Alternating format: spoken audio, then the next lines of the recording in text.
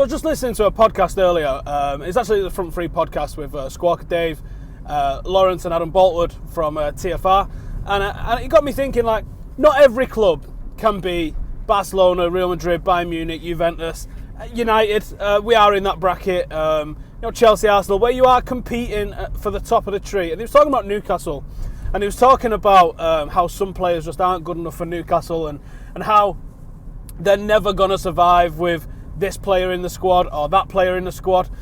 And you think, yeah, you might have a point. And then I was thinking, wow, United are giving out another debut today, potentially with Roshan Williams being in the starting squad. So I was like, United have been slated for our academy because City have so-called overtaken it, which is absolute bullshit, if you ask me. People are just looking at the league table in under 18s and making all sorts of assumptions without actually watching the football or looking at the individual talents that's being produced by both clubs. Now that might change 5 years down the line and City's fruits of the academy might start to be seen, but as it stands, it's fucking bullshit. But then I was really thinking, you got Newcastle, they're essentially the biggest club in the northeast. They've got the whole city of Newcastle to attract from, and supposedly the northeast is this hotbed of football. We're constantly told that. That's one of the cliches that gets ripped out all the time, doesn't it? So why aren't Newcastle doing what United are doing at the moment? Now, people can say what they like, whether Louis van Gaal's just doing it to keep the fans off his back, so be it. He's still doing it. He's still giving these debuts out. Sir Alex Ferguson, for everything that he did for youth in his latter stage of his career, very rarely gave out debuts, and I think you've got to level the criticism of what happened with Paul Pogba squarely at his feet, because Paul Pogba should have been a player that we kept around at this club, and we didn't, not because of a greedy agent, but because he wasn't afforded the opportunity when he was very clearly ready for first-team football. So, why don't the likes of Newcastle and teams like that really focus on their youth? Not everyone can compete for the title. So what's the realistic aim for a Newcastle club at the moment? If you're a Newcastle fan, please come and talk to me about what is the realistic aims. What are you happy with? Everybody wants to see progression at their club, and unfortunately not everyone's allowed to see progression, because with 20 clubs in a league, if 10 of them see progression, 10 of them are going to see regression. So if you're a Newcastle, if you're a Sunderland, if you're a Aston Villa, you're not thinking about winning the Champions League inside of 3 years, are you? Or 5 years. You're thinking about survival, you're thinking about trying to progress, maybe getting a decent cup run. That seems to be what would be a good season for those sorts of teams. Now, why don't they create some sort of caveat, rather than blowing money on old has-beens from around the Premier League, or blowing money on potential from Eastern Europe or South America or something like that? Why aren't these teams putting that sort of transfer fee into their youth? Because instead of spending 20 million on a B-rated player from La Liga, what if you put 20 million into your academy? What if you put 20 million into signing 10, 16-year-olds? And you sign them on the basis that inside 3 years, these lads are going to be playing 25 to 30 games in the first team. And what if you tell them that? I am a parent. I've got a 9-year-old boy who's a footballer. He's been in and around the academy scene. He's not currently at a club at the moment. And I've got my doubts over whether he's actually going to be able to make it. But if you came to me and I had United on one hand and I had Aston Villa on the other hand, and Aston Villa have said to me, listen, 16 years old, what we're planning to do is we're going to plan and buy X amount of young players, and it's our aim to put you all into the first team and develop you as first team players, over, say, he was being signed for someone like United or City or Chelsea, where they was like, hey, we've got 29 other kids just as good as this, if not better, and who knows, maybe if there's 87 injuries. So I got a phone call earlier when I was in the middle of that waffle, and it stopped the recording. So I just thought I'd pick it up because I thought I was getting some interesting talk going on my own. So yeah, as I was saying before it got stopped, obviously I'm on the way back from Old Trafford now. If I was given the option of a son of mine signing for one of the top teams in the Premier League or around Europe just to be another academy player and not afforded any sort of first team anything, over the chance of going to a club considered maybe as a stepping stone to get in there, if he had that level of ability where he could be, a first team Premier League player, I would want him to go where he was going to get first team games. I'm a big believer that you need 100 games. I consider you a rookie until you've had 100 first team games. You can play as much youth football as you want. You're not an athlete, you're not a professional athlete for me until you've played 100 senior games. That can take, for some players it comes in 3 years, some it can come in 5, but I consider that 16 to 22 sort of region. 100 games is your apprenticeship, and for the likes of Will Keane, it's going to take him till he's about 28. I think the guy's had such poor luck with injuries and that.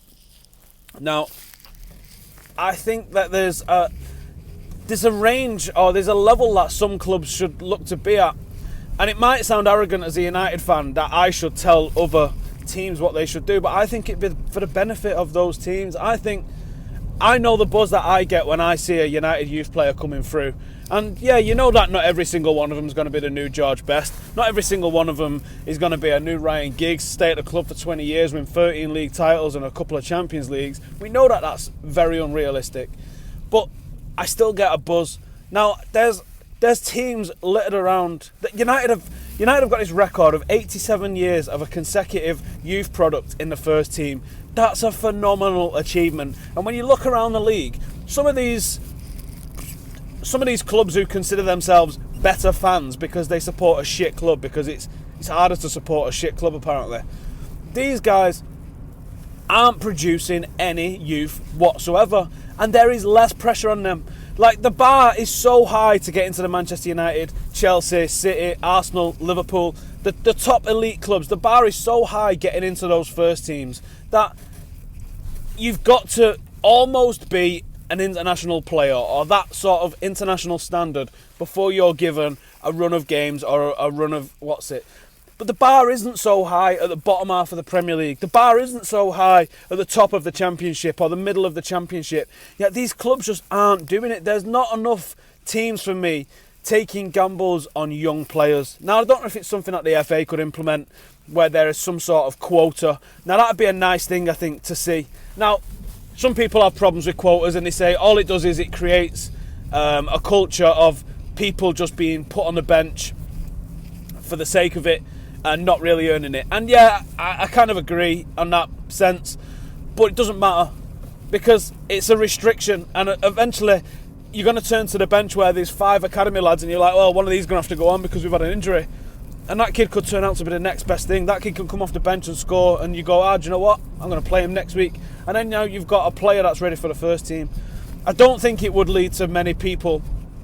Maybe in the first couple of years, it would lead to people just selecting academy players for the sake of it.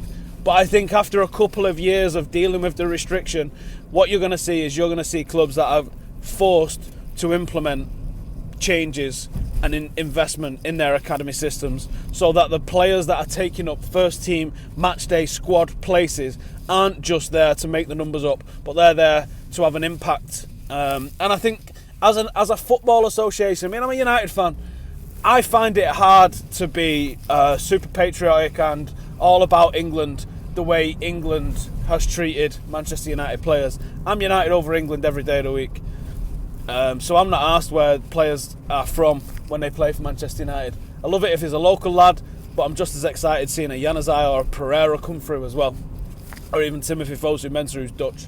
So it doesn't bother me where they're from. I'm United all day long, and that's all I'm caring about. But I think as a football association and as a footballing nation, I would like England to be better at football as a nation. I would like it to be more in our culture that we breed winners in this country, because I think that's better long term for Manchester United ultimately. And I think that as an FA, the FA can do something where they implement this sort of thing. The Italian FA implemented a quota which probably damaged their league's performances in a Champions League for a period of time, but it improved their national team. There's so few. Here's one actually. People talk about the quota thing. Now, it wasn't a quota thing back in the day so much as that there was a restriction on foreigners, so there wasn't a homegrown quota per se. But the restriction on foreigners meant that a lot of your players had to be English players. Now, the first season in the Premier League, I believe the statistic was there was like 90% of players were British or English. And that's obviously now something like in the in the 20 or 30%, something along those lines. It's quite drastic.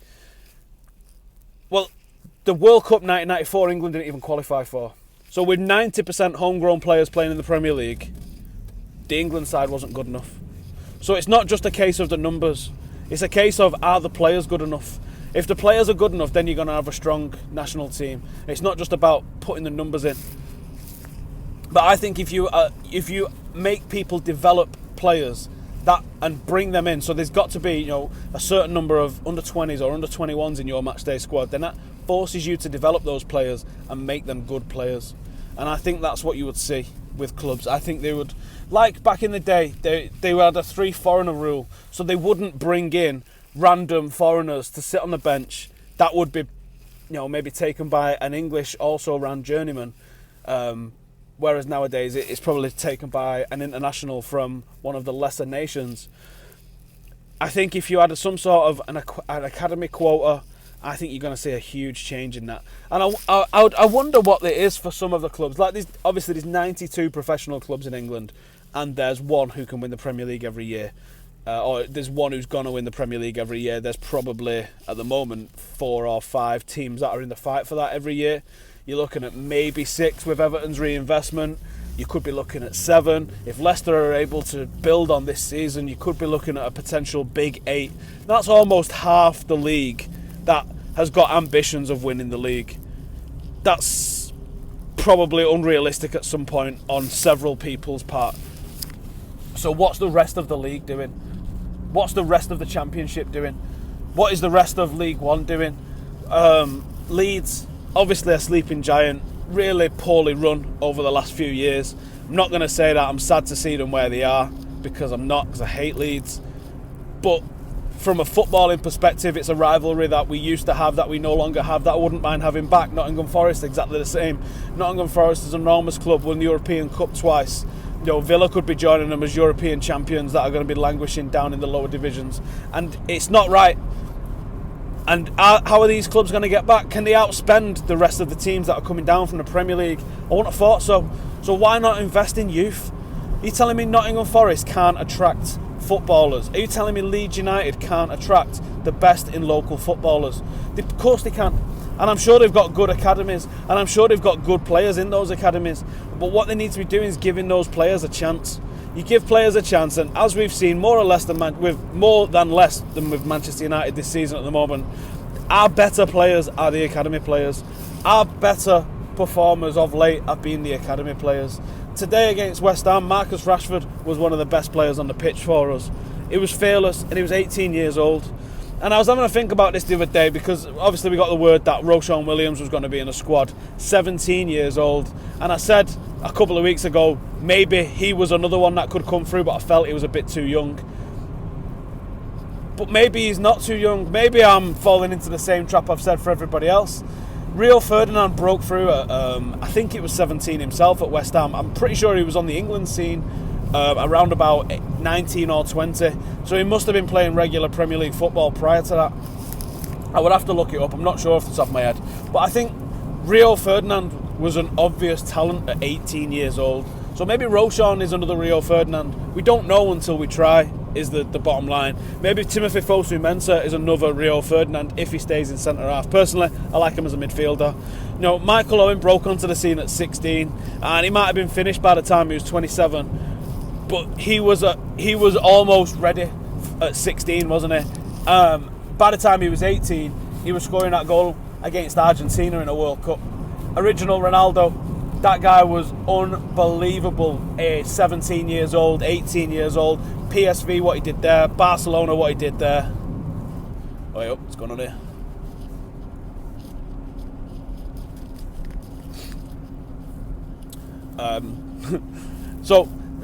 Original Ronaldo, you could argue he was probably finished by the time he was 22. Unfortunately. Because original Ronaldo had all the injuries that he had. And he was an unlucky player, because he was a hell of a footballer at 20, 21 years old. Now, some players mature differently.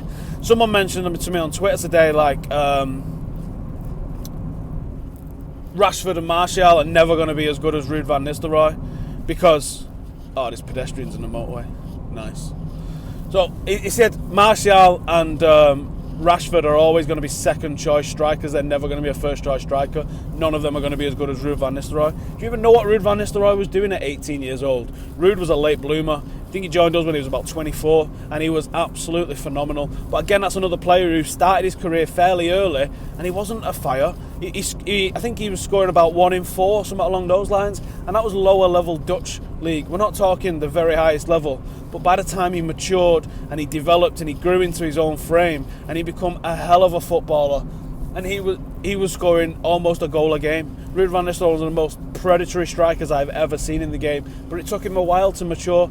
Alan Shearer, the fans nowadays would have wrote Alan Shearer off. At 17, I think he played. Did he play all the matches in a season and score 1? He either played 38 games and scored 1, or he played 19 games and scored 1. It was something like that. Have a look up, because I'm miles off here. I know I am. I can't remember. But either way, Alan Shearer took him a few years, probably 3 years, before he really found his scoring boots, and that was playing pretty much week in, week out for Southampton. And then once he started scoring, the guy never stopped, did he? He was an absolute goal machine. So people writing off players or questioning what players can do at 18 years old, you're mental. These players have been identified usually when they're 11 or 12 or 13 years old. They've been cooked in an academy and taught to play at the very highest level. They've been groomed to play at the extreme high level. So you're writing these players off with nothing, with no basis. And there's academies around the world that have got players, and they're just hoarding players that they don't know what to do with, because they've not got the minerals to throw them into the first team. Now, Championship managers, League One managers, and Premier League managers, I think that the expectation in job, or the expected lifeline of them in the job is less than a year. It's like 8 months or something like that, I think, is the average life expectancy of a Premier League manager before he gets sacked. Which is sad, which means that no one's able to build for the future, which means not one club can have an eye on developing youth, because they're always too scared that they're going to lose the job, or they're going to end up sacked, or they need to keep the team up. But you know what? I think it's been proved time and time again. If you give the kids a go, they're more than likely going to do good for you. And there's a couple of times when, United haven't won the league and we've gone with kids. It's the famous one when we started off the season poorly, 95-96. We got rid of Mark Hughes, we got rid of Paul Ince and Andrei Kanchelskis, and Fergie put his faith in the likes of Gary Neville, Nicky Butt, Paul Scholes, David Beckham.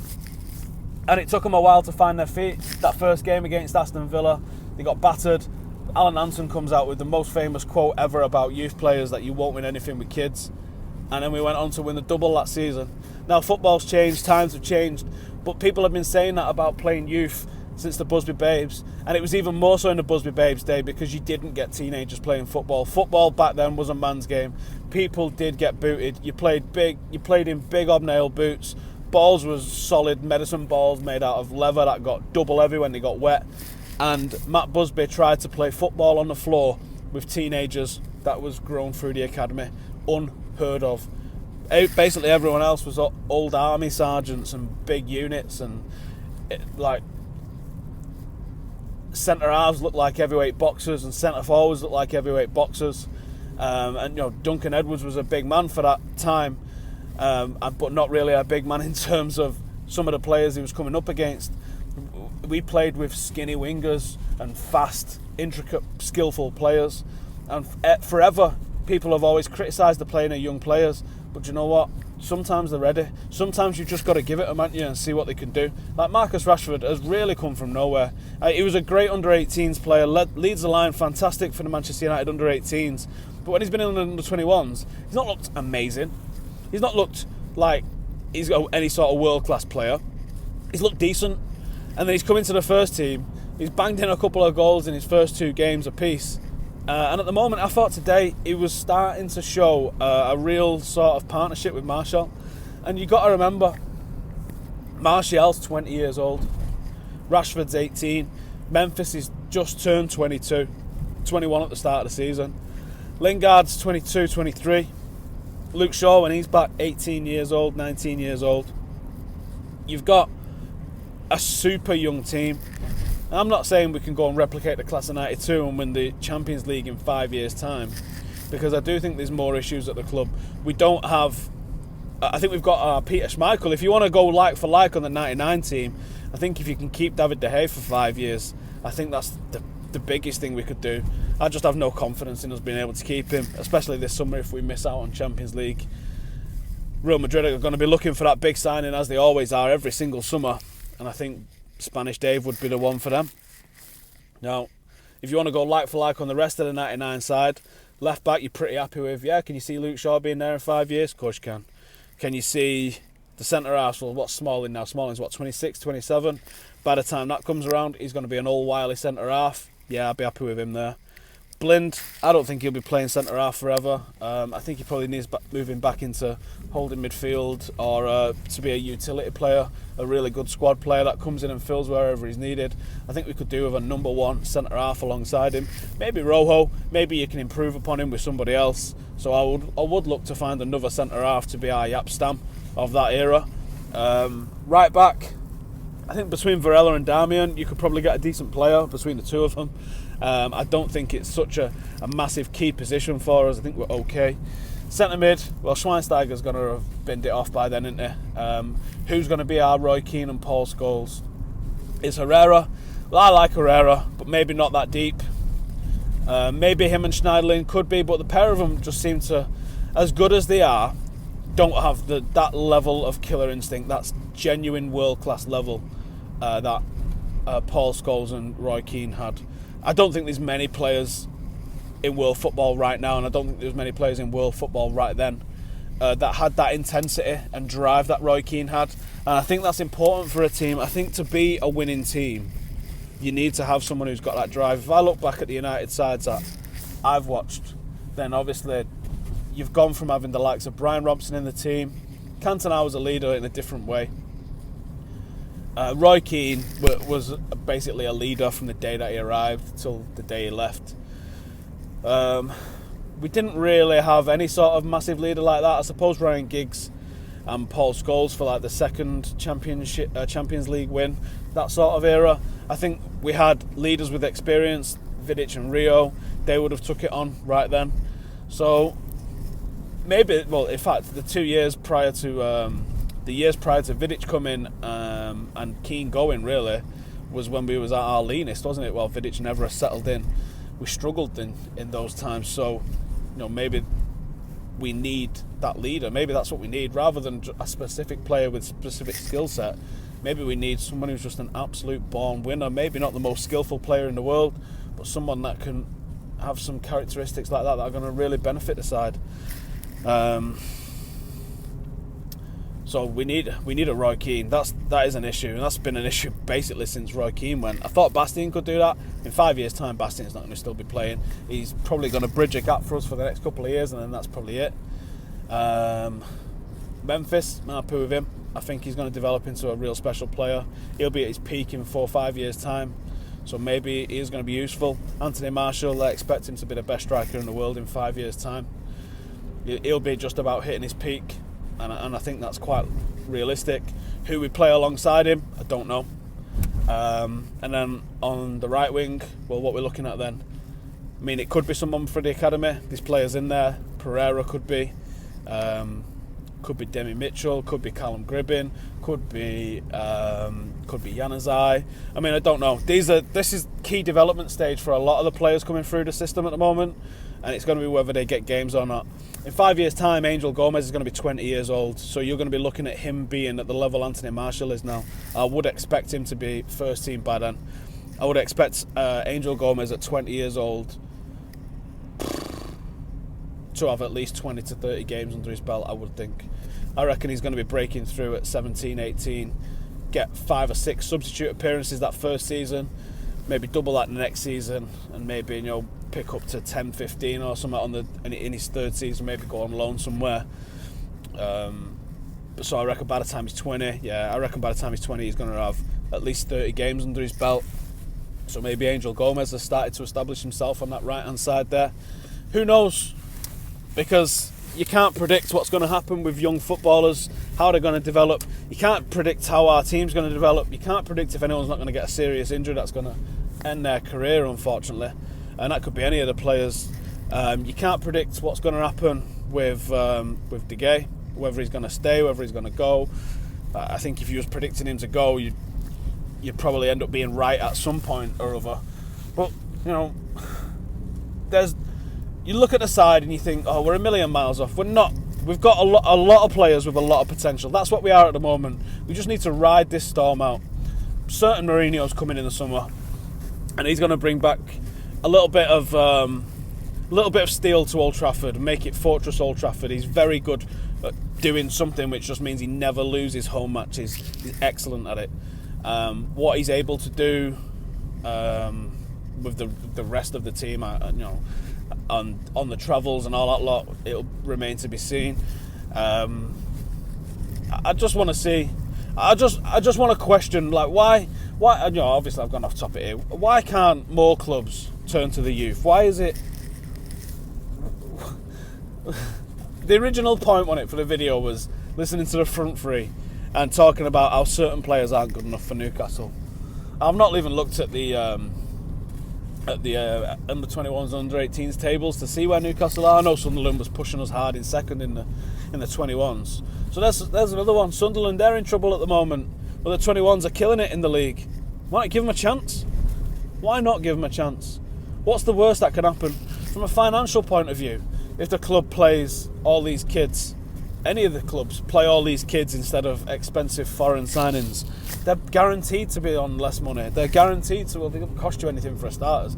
The contracts that they'll be on will be a lot less. And you might get a bit of pride playing in it. And for one thing, you always get the fans on side whenever you play local youth. So I'm nearly home now, so I'm going to shut up waffling. But bang it in the comments. What do you think? Would you like to see some sort of quotas brought in? Is there something that the FA can do? I think one of the best developments that's happening in youth football at the moment is that 3G pitches are prevalent, and I see the Save Grassroots campaigns, and I end up arguing with the guys all the time because, alright, Manchester might be a bit of an anomaly, but in Manchester, the facilities that the lads play on, it's 3G virtually everywhere. The East Manchester Junior Football League's a fantastically well-run league, and they make sure that it's a central league, so you don't have to go to random guys' home pitch to play on. A pitch that might be a different size this week to next week. Everyone plays on the same pitches. You're playing on 3G. It's all caged off. There's places for parents to stand. There's facilities for getting a brew and a bacon butty while you're watching. It's a central run league, so the referees are always there.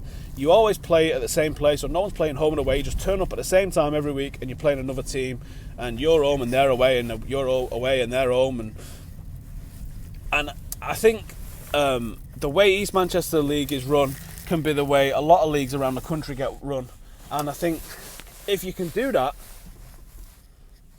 then you're going to see better footballers, because 3G is a fantastic surface for playing football. We've not had a game called off this season. Oh, we had one actually, when it snowed the other week. That was the only time a game's been called off in about 3 years, because 3G pitches, they don't freeze, they don't get harder, they get a bit of frost on them, and then you just play on, and that's it. And the kids have got confidence in their skills. They're able to pull skills off. They're able to try tricks. They're able to do something out of the ordinary because they know the ball's coming to them and it's going to react a certain way, because they're playing on basically carpet. The pitches are absolutely fantastic. So there you go, a little bit of a youth ramble on the way back from the match today.